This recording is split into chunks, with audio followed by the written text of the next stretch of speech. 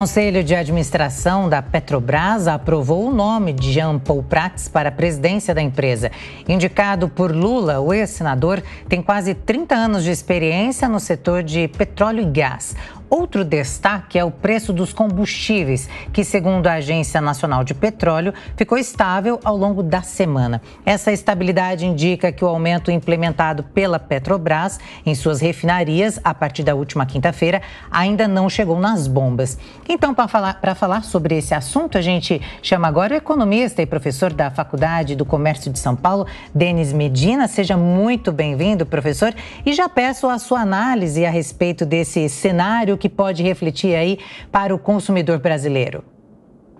Elisângela, muito bom dia. Vitor, bom dia. Fernando, prazer estar aqui com vocês. Bom, a eleição de Jean Paul Prats já era esperado, porque foi anunciado ainda no final da transição, ali daquele equipe de transição, que ele seria escolhido para ser o presidente da Petrobras. E o que preocupa, na verdade, assim, apesar de ter bastante experiência no setor de energia, também de óleo e gás, o que preocupa é a atuação do governo na Petrobras, né? A gente tem um histórico recente lá, muito do que foi apurado na Lava Jato foi de problemas com a Petrobras. Então, assim, a preocupação é o governo de novo na Petrobras, e a gente pode ver isso refletido no preço das ações da empresa. Em relação ao preço dos combustíveis, é esperado, né, que eles acabam manipulando de alguma forma o preço para melhorar, baixar o preço artificialmente, o que não é saudável para a empresa, né? E se a empresa é em uma parte do governo brasileiro, isso não é bom para o governo também, né? E se o governo somos nós, não é bom para a população. É importante ela gerar resultado através da negociação de seus produtos e não interferir artificialmente no preço, porque isso depois o preço disso, né, a carga disso acaba aparecendo. Ô, professor, e essa indicação do novo presidente da Petrobras, Jean Paul Prats, já era aguardada, né? A aprovação do nome, na verdade, né? Já havia indicação, a aprovação já era aguardada, mas mesmo assim, depois de confirmada, né? Em votação, depois de confirmada a indicação, o mercado reagiu muito mal. As ações da Petrobras despencaram. Por que essa reação tão negativa, professor? Justamente, aí é uma coisa que assim, não é uma opinião minha, é uma opinião do mercado, né, de todos os atores que atuam no mercado de capitais, que são investidores de alguma forma da Petrobras. Então, o receio é justamente esse, uma atuação mais política, menos técnica, mais voltada a objetivos de controle de preços e de manipulação nos resultados da empresa através do preço, ao invés de uma gestão mais técnica e buscando paridade de preço, como foi feito anteriormente. A questão da paridade de preço é importante a gente lembrar, porque assim, a Petrobras não é a única a vender petróleo e combustíveis do Brasil, existem outras empresas. Se a gente baixa artificialmente o preço da gasolina, dos combustíveis na Petrobras, que é o maior ator, acaba prejudicando as outras empresas. Se eu prejudico as outras empresas, passa a não ser tão interessante essa comercialização de combustíveis. A partir daí, pode haver um problema de falta de combustível, de desabastecimento, porque outros atores não têm interesse em atuar no mercado onde não consegue gerar resultado financeiro. Então, essa é uma das principais preocupações, que venha a manipular o preço e, com isso, prejudique não só a Petrobras, mas o setor como um todo. Agora, Fernando Capês, sua pergunta? Bom dia, professor.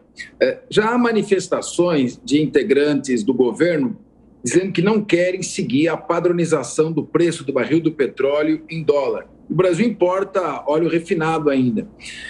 Qual seria a consequência dessa desequiparação em termos do Brasil perante o mercado internacional? Ou seja, nós não obedecemos mais à cotação internacional, nós fazemos o nosso preço.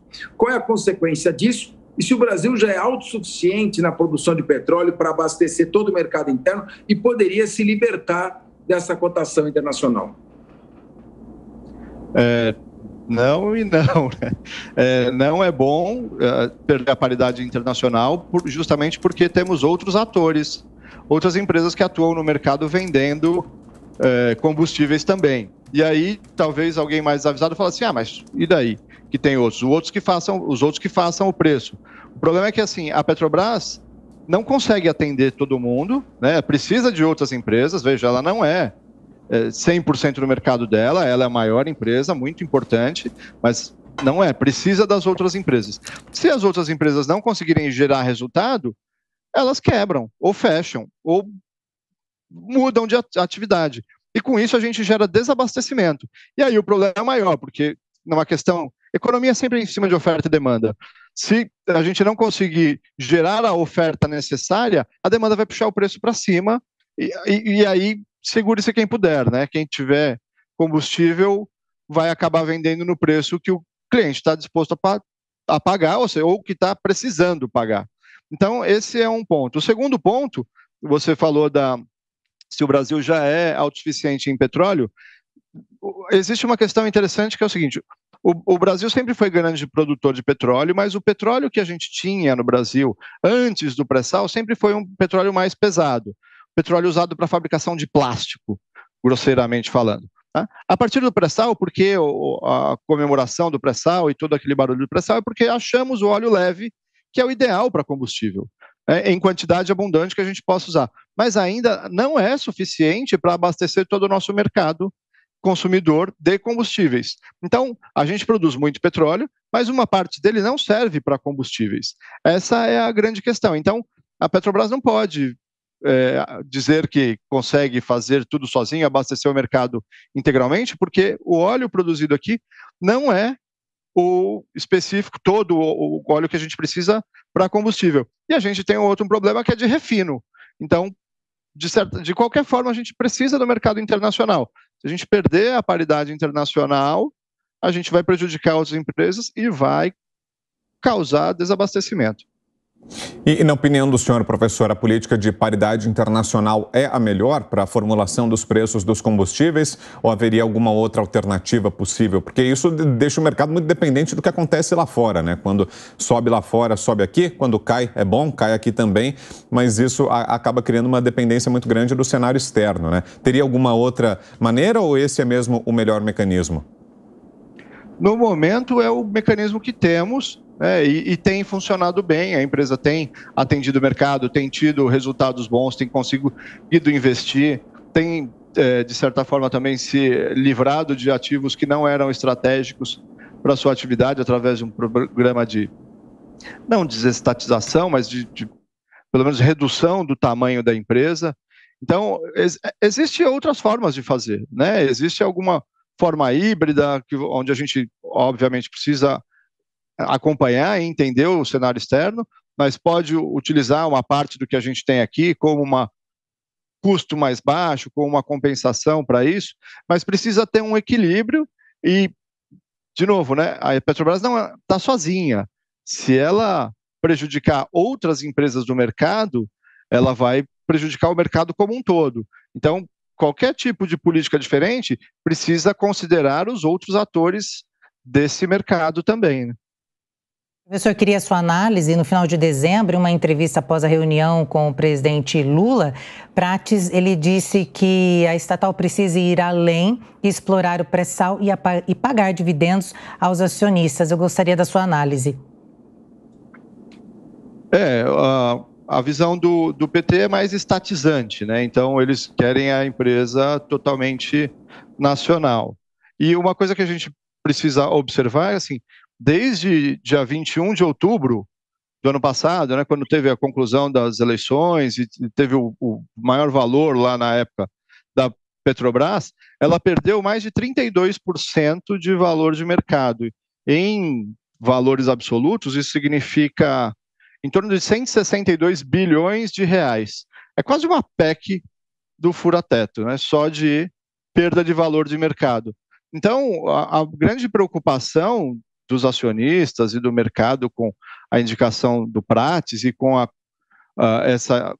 o Prates, sim, tem experiência, mas de certa forma ele é político, né? Então ele é uma indicação técnica, mas também política, né? Vai fazer esse meio campo. É que efetivamente migre mais, porque a gente viu lá no governo Dilma, onde houve uma manipulação de preços, onde artificialmente baixaram o preço dos combustíveis para a eleição, e depois da eleição o preço explodiu, né? Outro problema é que a gente viu, a partir do início da Lava Jato, mais de 140 mil colaboradores foram desligados da Petrobras. E aí vão falar assim, então a Lava Jato gerou desemprego? Não, existiam 140 mil pessoas que não precisavam estar ali, que inchavam os custos da empresa, que com isso não conseguia gerar resultado adequado, e depois que eles saíram, sanearam a empresa, criaram lá o marco legal das estatais, e com uma gestão adequada ela voltou a gerar resultados positivos,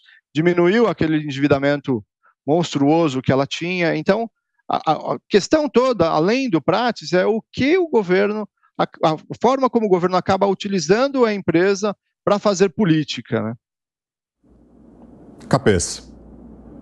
Não, de fato, realmente, essa tendência de interferência política na gestão da Petrobras pode trazer resultados desastrosos. Até que ponto a Petrobras criou uma cultura para prevenir ações desastrosas, como a compra da usina de Pasadena e outras gestões temerárias que foram feitas? Até que ponto ela está blindada com relação a uma interferência política capaz de gerar negócios tão danosos ao interesse da empresa e, consequentemente, da nação, que a União tem a maioria das ações dessa empresa?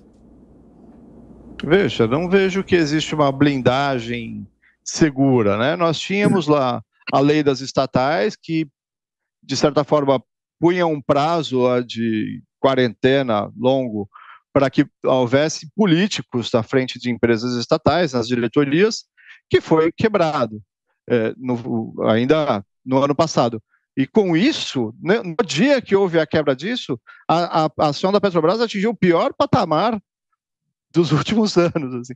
Ela foi para um preço, não sei lá na época da Lava Jato, mas assim, desde a recuperação, desde o evento da pandemia, que movimentou o mercado muito abruptamente, quando houve a mudança da lei para poder encaixar mercadante no BNDES, as ações da Petrobras sofreram muito. Então, mostra que o mercado não entende que existe algum tipo de blindagem contra atuações políticas, contra manipulações que possa haver dentro da Petrobras. Então, ela está, de certa forma, tem leis, tem recursos, mas ela está suscetível às demandas dos seus executivos, né? Muito bem, então conversamos agora com o economista e professor da Faculdade do Comércio de São Paulo, Denis Medina. Capês, você tem mais uma pergunta? Não, acho que estou satisfeito. Muito bem, muito obrigada pela sua participação aqui no Jornal da Manhã, professor. Obrigado, bom dia a todos.